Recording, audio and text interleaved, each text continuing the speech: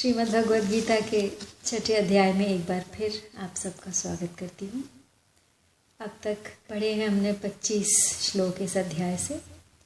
आज उससे आगे प्रारंभ करूँगी, तो एक बार पिछले 5 दोहरा लेते हैं। इंद्रिय अगोचर बुद्धि गम्य अनंत सुख अनुभव करे, जिसमें रमा योगी न डिगता तत्व से तिल भर परे। पाकर जिसे जग में न उत्तम लाभ दिखता है कहीं, जिसमें जमे जन को कठिन दुख भी डिगा पाता नहीं। कहते उसे ही योग जिसमें सर्व दुख वियोग है, दृढ़ चित्त होकर साधने के योग्य ही यह योग है। संकल्प से उत्पन्न सारी कामनाएं छोड़ के, मन से सदा सब ओर से ही इंद्रियों को मोड़ के, हो शांत क्रमशः धीर मति से आत्म सुस्थिर मन करे। कोई विषय का फिर न किंचित चित्त में चिंतन करे। अब इससे आगे 26वां श्लोक है। अब पिछले श्लोक में पूर्वोक्त प्रकार से निर्विकल्प स्थिति न हो तो क्या करें, तो इसके लिए आगे के श्लोक में अभ्यास बताया गया है। यतो यतो निश्चरति मनश्चंचलम् अस्थिरं, ततस्ततो नियम्य तदात्मन्येव वशं नयेत्। यानी यह अस्थिर और चंचल मन जहाँ जहाँ विचरण करता है, वहाँ वहाँ से हटाकर इसको एक परमात्मा में ही भली भांति लगाते रहें। तो कहने का तात्पर्य है, साधक जब परमात्मा में मन लगाने का अभ्यास करता है, तब संसार की बातें याद आ जाती हैं। इससे साधक घबरा जाता है कि जब मैं संसार का काम करता हूँ तब इतनी बातें याद नहीं आती, इतना चिंतन नहीं होता, परंतु जब परमात्मा में मन लगाने का अभ्यास करता हूँ तभी क्यों ये सारी बातें मुझे याद आने लगती हैं। पर ऐसा समझकर साधक को घबराना नहीं चाहिए, क्योंकि जब साधक का उद्देश्य परमात्मा का बन गया, तो अब संसार के चिंतन के रूप से भीतर का कूड़ा कचरा बाहर निकल रहा है, भीतर से सफाई हो रही है। तात्पर्य है कि सांसारिक कार्य करते समय भीतर जमा हुए पुराने संस्कारों को बाहर निकलने का मौका नहीं मिलता। इसलिए सांसारिक कार्य छोड़कर एकांत में बैठने से उनको बाहर निकलने का मौका मिलता है और वे बाहर निकलने लगते हैं। तो साधक को भगवान का चिंतन करने में कठिनता इसीलिए पड़ती है कि वह अपने को संसार का मानकर चिंतन करता है। अब ध्यान करते समय यह ख्याल रखना चाहिए कि मन में कोई कार्य जमा न रहे, अर्थात ये कार्य करना है, वो कार्य करना है, वहाँ जाना है, इससे मिलना है, इन सब बातों का ध्यान बिल्कुल हटाकर संकल्प मन में आने न दे और शांत चित्त होकर बैठे। यदि आ भी जाए तो स्वाहा कह के संकल्प विकल्प की आहुति दे दे। सामने देखे हुए पलकों को कुछ देर बार बार शीघ्रता से झपकाए और फिर नेत्र बंद कर ले। पलकें झपकाने से जैसे बाहर का दृश्य कटता है, ऐसे ही भीतर के संकल्प विकल्प भी कट जाते हैं। तो पहले नासिका से श्वास को 2-3 बार जोर से बाहर निकालें और फिर अंत में जोर से फुंकार के साथ पूरे श्वास को बाहर निकालकर बाहर ही रोक दें। जितनी देर श्वास रोक सकें उतनी देर रोक कर फिर धीरे धीरे श्वास लेते हुए स्वाभाविक श्वास लेने की स्थिति में आ जाएं। इससे सभी संकल्प विकल्प धीरे धीरे मिट जाते हैं। तो यदि पूर्व श्लोक के अनुसार चुप साधन न कर सके तो मन क्या होता है, जहाँ जहाँ जाए वहाँ वहाँ भटकता रहता है। अब वहाँ वहाँ से हटाकर उसे वापस परमात्मा में लगाएं। इसी का उपचार बताया गया है आसनों के द्वारा। अब मन को परमात्मा में लगाने का एक बहुत श्रेष्ठ साधन है कि जो चिंतन आए उसे भी परमात्मा का ही दिया हुआ समझें और उसे आने दें। एक मार्मिक बात है कि जब तक साधक एक परमात्मा की सत्ता के सिवाय दूसरी सत्ता मानेगा तब तक उसका मन सर्वथा निरुद्ध नहीं हो सकता। कारण कि जब तक अपने में दूसरे की सत्ता की मान्यता है तब तक राग का सर्वथा नाश नहीं हो सकता, और राग का सर्वथा नाश हुए बिना मन सर्वथा निर्विषय नहीं हो सकता। तो अब 24वें 25वें श्लोकों में जिन ध्यान रोग की उपरति का वर्णन किया था, आगे के 2 श्लोकों में उसकी अवस्था का वर्णन किया है और उसके साधन का फल बताया है। प्रशांत मनसम येनम योगिनम सुख मोत्तमम उपैति शांतरजसम ब्रह्म भूतम कल्मषम। यानी अकल्मषम यानी जिसके सब पाप नष्ट हो गए हैं, शांत रजसम जिसका रजोगुण शांत हो गया है, जिसका मन सर्वथा शांत निर्मल हो गया है, ऐसे इस ब्रह्म रूप बने हुए योगी को निश्चित ही उत्तम सात्विक सुख प्राप्त हो जाएगा।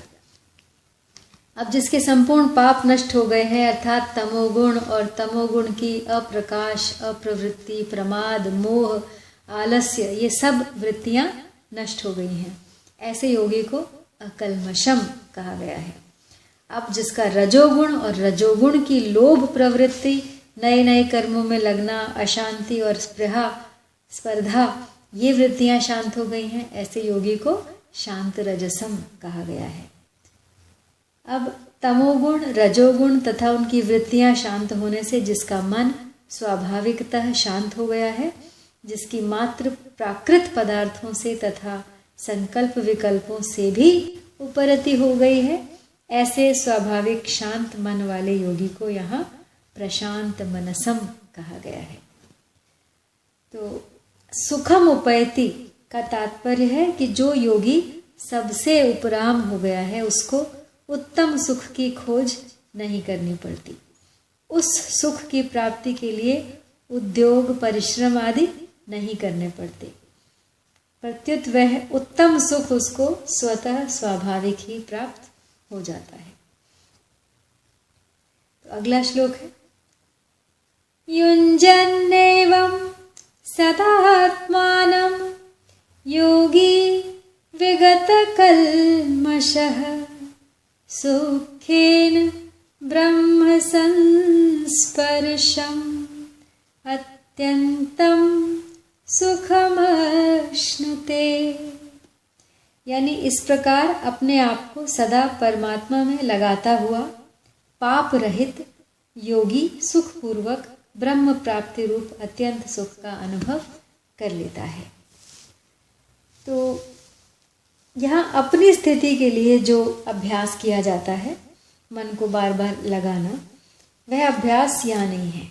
यहाँ तो अनभ्यास ही अभ्यास है, अर्थात अपने स्वरूप में अपने आप को दृढ़ रखना ही अभ्यास है। इस अभ्यास में अभ्यास वृत्ति नहीं है।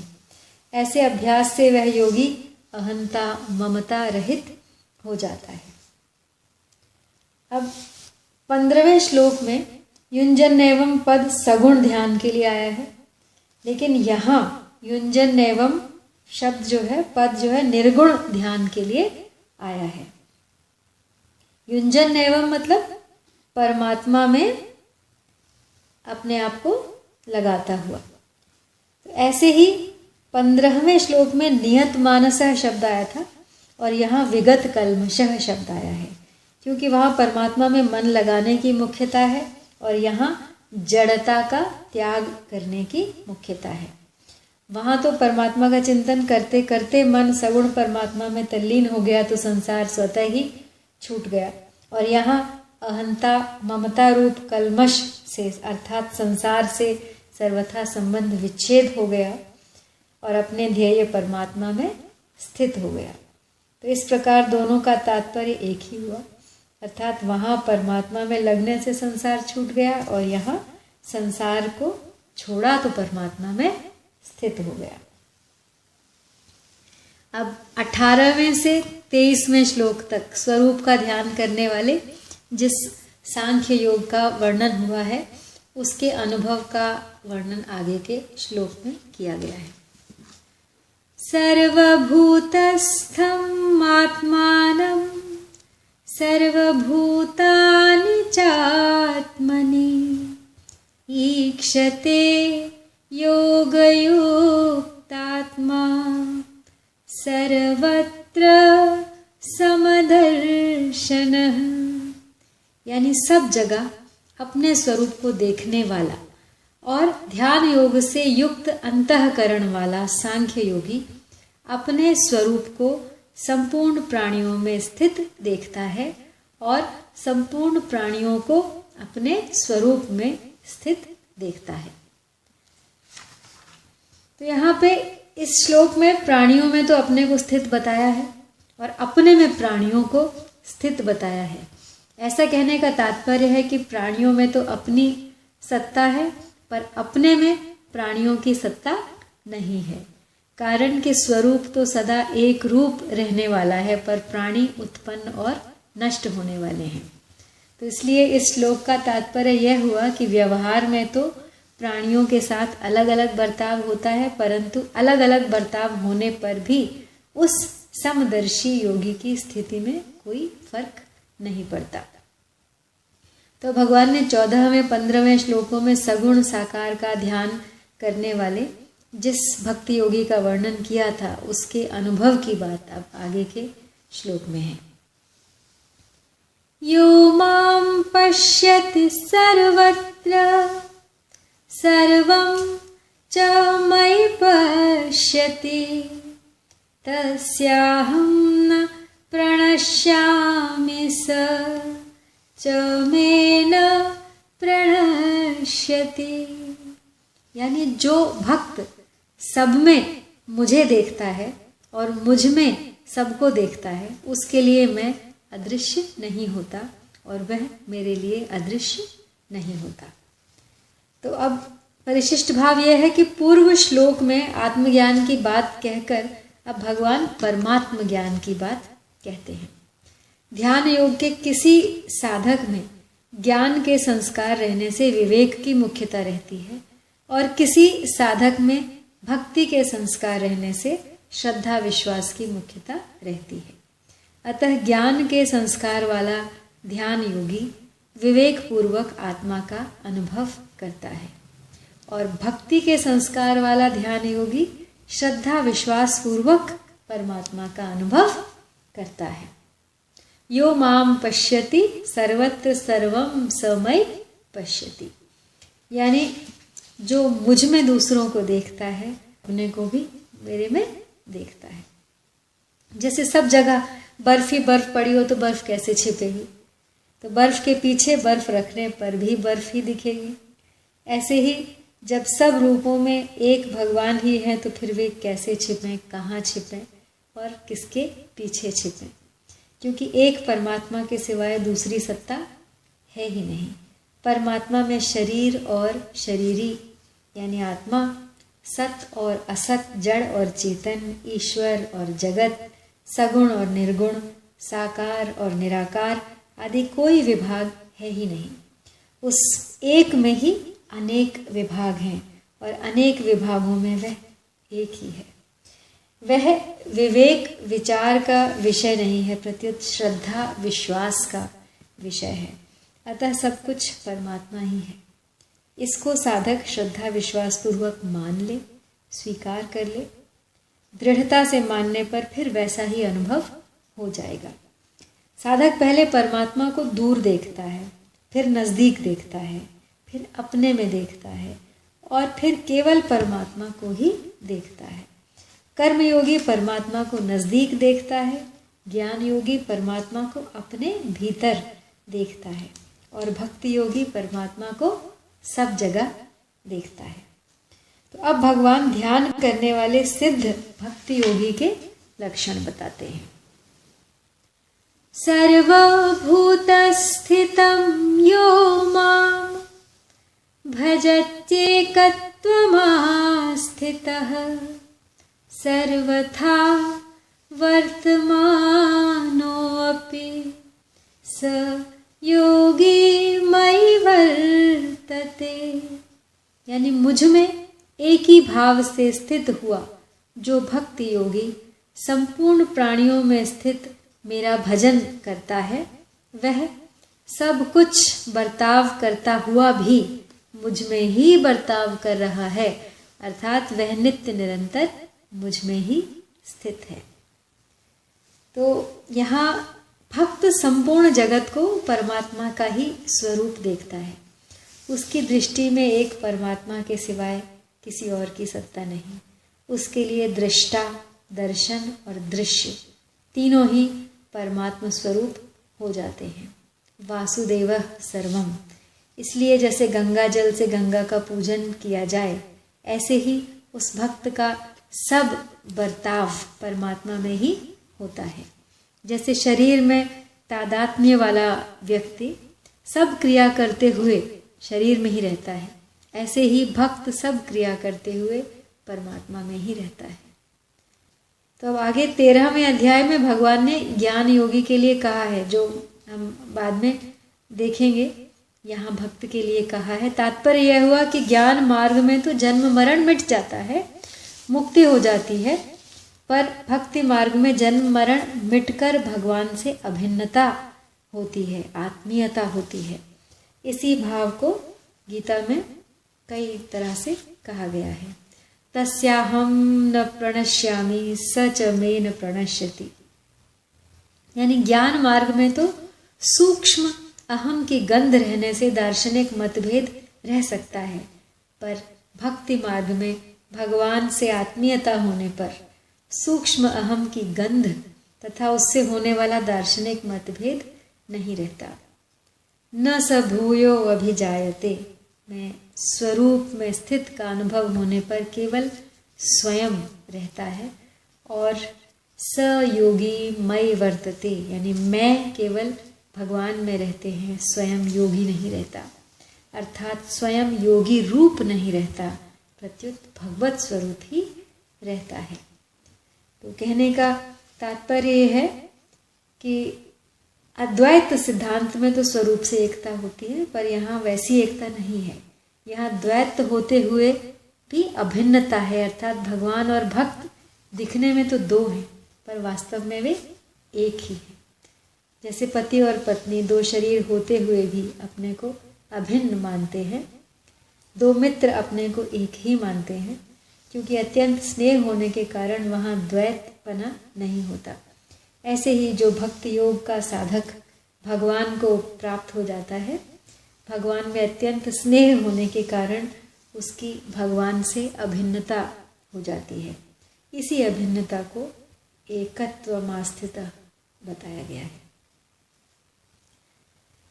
तो अब भक्त सब बर्ताव करते हुए भी कैसा बर्ताव करता है मेरे में, यह आगे के श्लोक में बताया है। आत्मौपम्येन सर्वत्र समं पश्यति अर्जुन सुखं वा यदि वा दुःखं स योगी परमो मतः। यानी हे अर्जुन, जो भक्त अपने शरीर की उपमा से सब जगह मुझे समान देखता है और सुख अथवा दुख को भी समान देखता है, वह परम योगी माना गया है।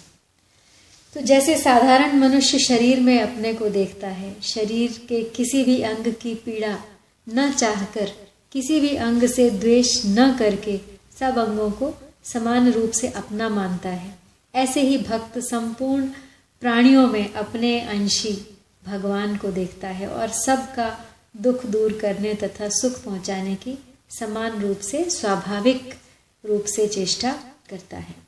वह वस्तु, योग्यता और सामर्थ्य अपनी न मानकर भगवान की मानता है। जैसे गंगा जल से गंगा का पूजन किया जाए, दीपक से सूर्य का पूजन किया जाए, ऐसे ही भक्त भगवान की वस्तु को भगवान की ही सेवा में अर्पित करता है। त्वदीयम वस्तु गोविंद तुभ्यमेव समर्पये। जैसे शरीर के सब अंगों से यथा योग्य व्यवहार करते हुए भी उनमें आत्मबुद्धि एक ही रहती है तथा उन अंगों की पीड़ा दूर करने तथा उनको सुख पहुंचाने की चेष्टा भी समान ही रहती है, ऐसे ही जैसा देव वैसी पूजा के अनुसार ब्राह्मण और चांडाल, साधु और कसाई, गाय और कुत्ता आदि सब से शास्त्र मर्यादा के अनुसार यथा योग्य व्यवहार करते हुए भी भक्त की भगवत बुद्धि में तथा उनका दुख दूर करने और उनको सुख पहुंचाने की चेष्टा में कोई अंतर नहीं आता। जैसे भक्त संपूर्ण प्राणियों की आत्मा के साथ भगवान की एकता मानता है, ऐसे ही वह सब शरीरों की भी अपने शरीर के साथ एकता मानता है।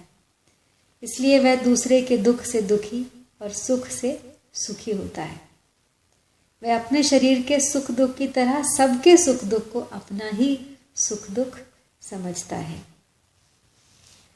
तो तात्पर्य है कि खुद सुख का भोग नहीं करना है, प्रत्युत दूसरे का दुख दूर हो गया, वह सुखी हो गया, इसे लेकर प्रसन्न होना है। आँख और पैर का भेद इतना है कि आँखों से देखते हैं और पैरों से चलते हैं। आँख ज्ञानेंद्रिय है और पैर कर्मेंद्रिय है। इतना भेद होते हुए भी अभिन्नता इतनी है कि कांटा पैर में लगता है, आंसू आँखों में आ जाते हैं, और मिट्टी आँख में पड़ती है और पैर लड़खड़ाने लगते हैं। तात्पर्य है कि हम शरीर को संसार से और संसार को शरीर से अलग नहीं कर सकते। इसलिए अगर हम शरीर की परवाह करते हैं तो वैसे ही संसार की भी परवाह करें, और अगर संसार की बेपरवाह करते हैं तो वैसे ही शरीर की भी बेपरवाही करें। दोनों बातों में चाहे कोई मान ले, इसी में ईमानदारी है।